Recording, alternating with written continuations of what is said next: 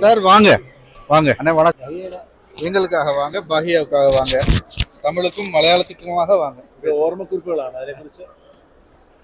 പ്രിയമുള്ളവരെ, നമ്മുടെ അക്ഷരക്കൂട്ടത്തിലെ ബഹിയയുടെ അസാന്നിധ്യമെങ്കിലും അവരുടെ പുസ്തകം വളരെ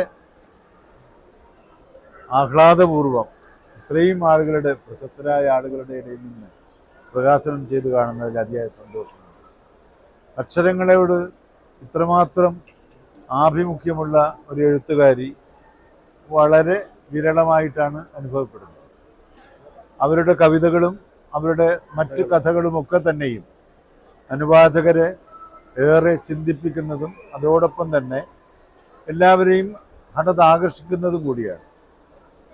ഈ പുസ്തകത്തിൻ്റെ അകത്താളുകൾ എനിക്കറിയില്ല എന്താണ്, പക്ഷെ അവരുടെ എഴുത്തിൻ്റെ ഒരു പൊതു രീതി എന്ന് പറഞ്ഞാൽ നിരീക്ഷണവും അതോടൊപ്പം തന്നെ ജീവിതത്തിൻ്റെ പരീക്ഷണങ്ങളും ഒക്കെ സമഞ്ജസമായി സമ്മേളിപ്പിച്ചുകൊണ്ടുള്ള ഒരു അതിതീക്ഷ്ണമായ ആഖ്യാനമാണ് അവരുടെ എഴുത്തുകളിൽ പ്രതിഫലിച്ച് കാണുന്നത്.